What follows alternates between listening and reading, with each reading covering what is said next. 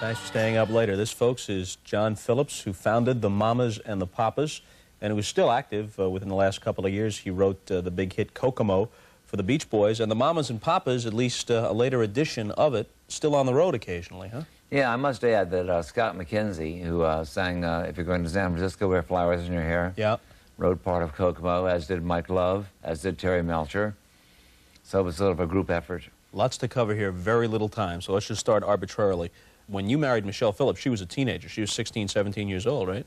Well, when I started living with her, she was about that age, yeah. We got married, she was about 18. And you were in your mid-20s. Yeah.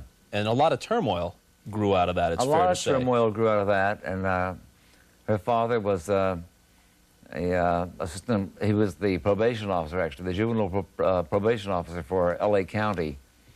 And I was playing at the Hungry Eye in San Francisco. Is there an irony here? I don't know, is there? I mean... So we had a little drink at the bar later, and he said, he's a huge man, you know. I saw him the other night in L.A. And he said, you know what my job is? And I said, yeah, you're, you know, you were for a juvie hall there, you know, for runaways and things like that. And he says, yeah. He says, guess you better be good to her, hadn't you? I said, I guess I better had, you know, sir. Let's talk about some of the big hits. California Dreamin'. Where'd it come from? Well, Michele was about 16 and a half, 17 years old. She came to New York with me. And she'd never been east before in her life. I'd never seen snow. And she awakened me one morning and said, look, look, out the window, look. There's white stuff falling everywhere, you know. And it was snow, and all she had was like sneakers, you know, and things like that. So we went for a walk. It's more of a narrative. We went for a walk, actually. It sort of describes the day. On a winter's day. Yeah. And I'd be safe and warm if I wasn't in LA. Church and all that stuff, you know, and I wish I was in LA, you know, California dreaming. And that night I was playing out some chords and things, and I woke Michele up and I said, write this down, I think this might be good, you know. She said, leave me alone, I'm trying to sleep, okay? Just leave me alone. So I said, okay, okay. And about half an hour later, I couldn't do both at once. I couldn't remember everything at the same time. So I awakened her again, and she said, okay, I'll write it down. She wrote it down. Now, to this day, she says, it was the best half hour of my life. And she gets a writing credit, right? Half of the writing credit of California Dreaming. Monday, Monday. Monday, Monday. I have no idea what it's about. I had to beg the group to record it. We needed one more song on the album, on the first album. And I had faith in the song.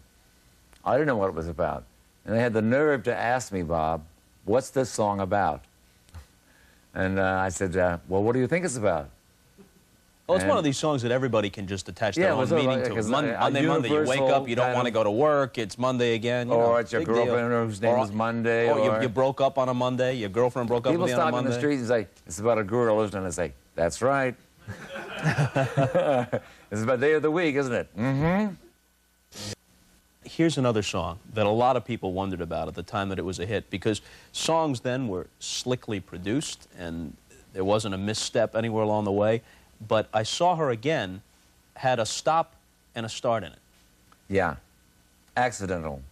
That went, as a matter of fact, something like this. I saw her again. Now, was it meant to be that way, or was it a mistake? And it was a mistake. Denny and I just sort of came in, Dennis Doherty, who was singing the Mamas and Papas then, came in, and so did I, accidentally, and it sounded great. We went to London, and we played the dub of the record for Paul McCartney. And Paul said, wait, play that again. Play it again. He says, that's a mistake.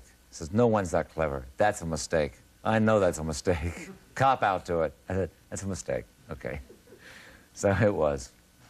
What sort of woman was Mama Cass, who dies at the age of 33? She chokes to death. Well, she didn't really choke to death to start with. That's sort of a pure man's thing, you know, release. But she died of her own weight. Her involuntary muscle system just stopped going, and she stopped breathing. And it was a shame. Cass really wanted to be, not Mama Cass, but Cass Elliot. What she really wanted to be in the end, you know. And 2 nights before, she had opened a Talk of the Town in London, and had done very, very well. And had called me, and she was very proud of herself, and had a birthday party, and all this stuff, you know. And I was really happy for her. And then I was with Dick Cavett the next day, and the phone rang, and this sort of Paul came over Dick's face, and Dick said, "You better sit down, I want to talk to you about this." And he informed me that it was Lou on the other end. Lou said, "I can't tell him, you have to tell him." And Cass had died. And she was, inside Cass was Marilyn Monroe, really. I mean, she was really, Cass was beautiful in every way. She had one of the most unique voices, I think, you know, we've ever had. Like a sweet songbird. Yeah, she could just do anything she wanted with it. She was completely in pitch. Was she unhappy? Well, she got married a lot to guys who wrote children's stories and who were counts and things like that, you know. And, you know, I asked her, I said, "Why do you marry all these people?" She said, "Well, I did the same routine. You know, I buy them a motorcycle and a leather outfit and put them in acting school.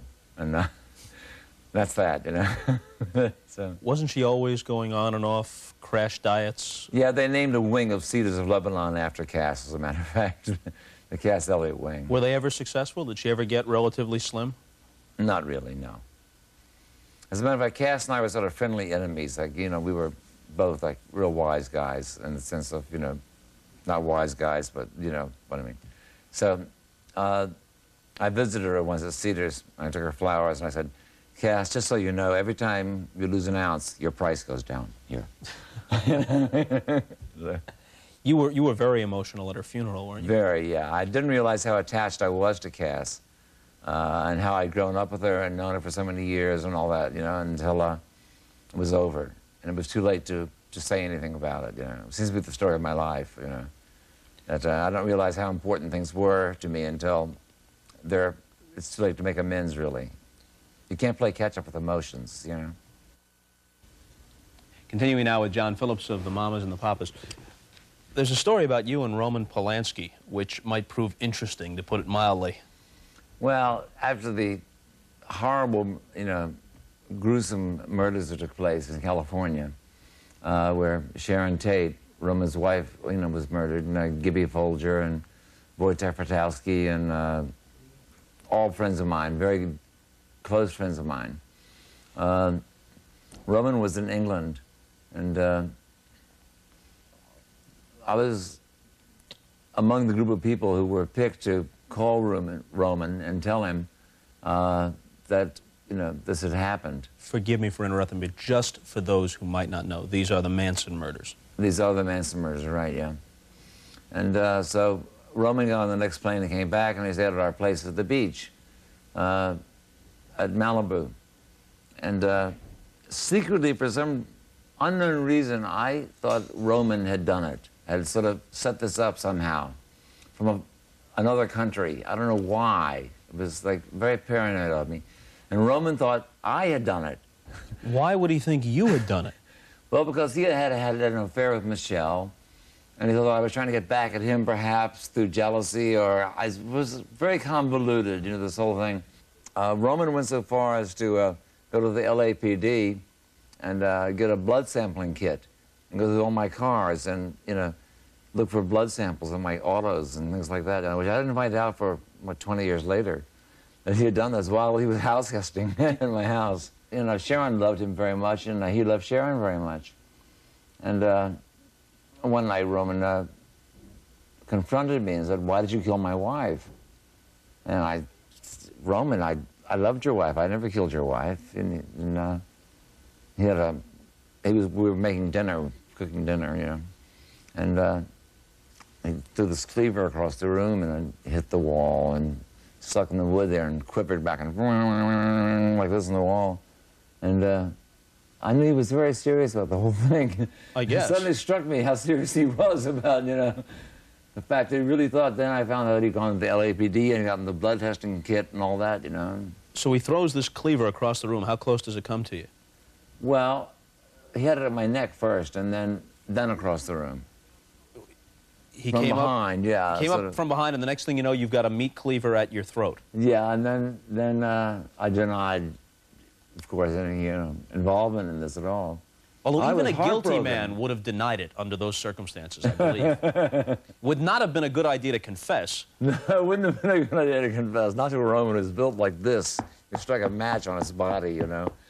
I mean, he's a downhill skier. It seems like a bullet. So Zing. he has the meat cleaver at your Adam's apple. Mm-hmm. Which is quite a montagne. And you're feeling that he's trying to frighten you, or do you think there's every chance he's going to lop off your head? No, I didn't think I was in danger, really. I thought perhaps that he was just frustrated by all the bad luck and ill fortune that had come his way through his life, you know. And this sort of was the topper, the whole thing, you know. Because he had had an affair with Michele, he thought that perhaps I was involved in some way with this, you know. And since I knew all the people who were there, and I was in and out of the house there the whole summer, he was in Europe. I didn't think he would kill me or hurt me, but I did think it was like seeing one of his films, you know, like where he, you know, someone would hold the guy like this, you know, and demand the truth, you know, that kind of thing, you know. So I took it that way, you know. I said, Roman, be serious, come on. Could have just taken a little slice of your nose like he did to Nicholson in Chinatown. It would have helped all of us a bit. So now, after he's thrown Chinatown was great when you did that, wasn't it? Yeah, after he's thrown that thing into the wall, okay, then what happens? It was never mentioned again. You didn't leave? No, we had dinner. It was never mentioned again. He just... And he was there... I went and took it out of the wall, you know, went and chopped some onions, you know. He was there after convinced you had nothing to do with it? I don't know if he was convinced or not, but he never brought it up again, and I never... And you continue... Because I wasn't... You continue to pursue the subject, you know. You continue to associate with him? Oh, yeah, absolutely. I still like Roman very much. So you're still in contact with him from No, time I'm to not. time? I haven't seen Roman in 10 years. Since London. Do you think he ultimately came to believe that the explanation was pretty much as it's been given, that it was Manson and his followers? Oh, yeah, no question about it. Had you ever seen or spoken with Charles Manson? Had he ever passed through any of these circles? Dennis Wilson, who was in the Beach Boys at the time before he died, drowned, called me and said, these wonderful guys and girls came from San Francisco in this bus. You can't believe the way it's painted, all psychedelic colors. You know, they're all swimming in the pool. He had a swimming pool shaped like the American flag in his house out near Malibu. And he said, come on over, we're all having this great time swimming and drinking all night and doing this and that. And I just got this really strange feeling about it. I said, no, I think I'll pass, Dennis. Thanks a lot, you know. And about 3 days before the murders actually occurred, Wojciech Frotowski, who was a friend of Roman's from Poland, was also a filmmaker, came, as he did regularly, to my home, knocked on the door, and I opened the door and had this chilling feeling this coldness sort of came through. It sounds like unknown mysteries, you know. But it really did. And I said, he said, can I come in? I said, I can't let you come in. And I had, you know, young children in there and things like that. And he said, why? I said, I don't know, Wojciech, I just can't, I can't let you come in. So for 3 days in a row, he came back and he knocked on the door and he called on the phone and I said, I really can't talk to you. And 3 days later, he was murdered. And I never have put it all together as to what actually happened, as to why these feelings, you know, came over me. How's your daughter, Mackenzie Phillips, doing? She was, obviously she's with the band, and she was in One Day at a Time, a very successful show, but it was well documented that she had difficulties with drugs, which can be traced to the difficulties you had with drugs, right?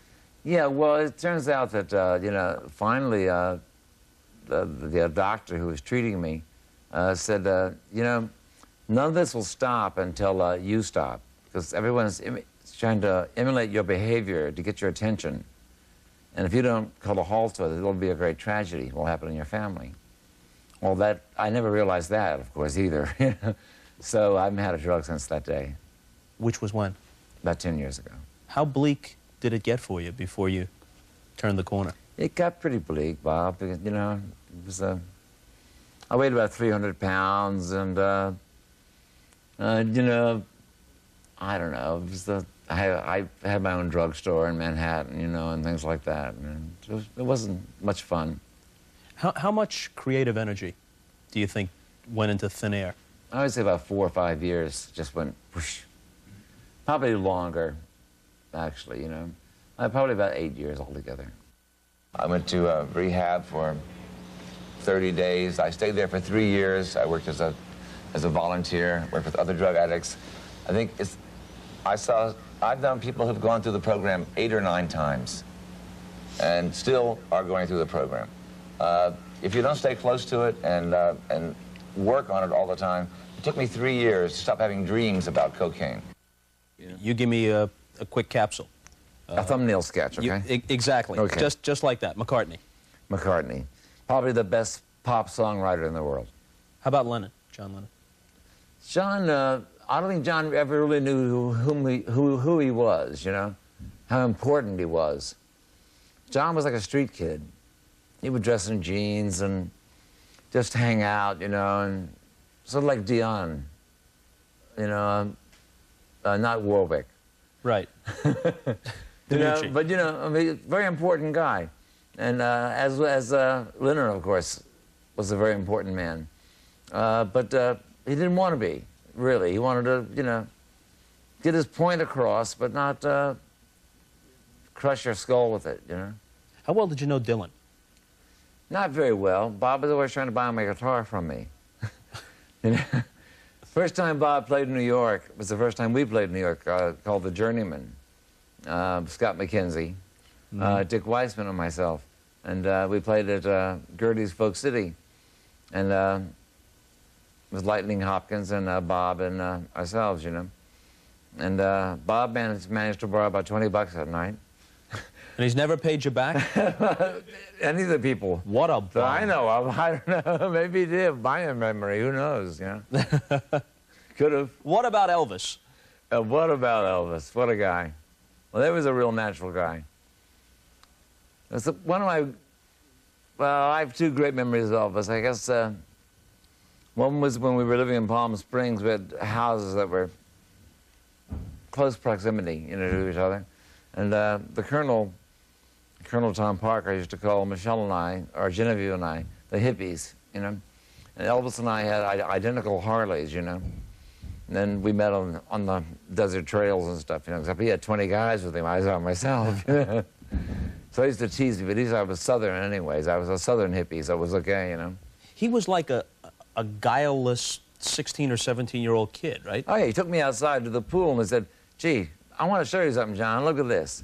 I said, yeah, it's great. It's a kidney-shaped pool, you know, like you see in Palm Springs everywhere. And he said, the grass, the grass. I said, yeah, the grass. And he said, you never have to cut it. It's called AstroTurf. It don't even grow.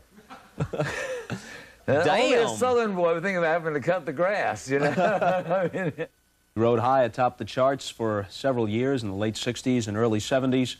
You just heard him talk about Roman Polanski holding a meat cleaver to his neck. He knew Elvis and Lennon and McCartney and Jagger, so I guess being here tonight was quite a thrill for you, huh? Hey, this is the big time. John Phillips, see you later. Okay, thanks, Bob. All right. Bob's guest tomorrow will be Lonnie Anderson.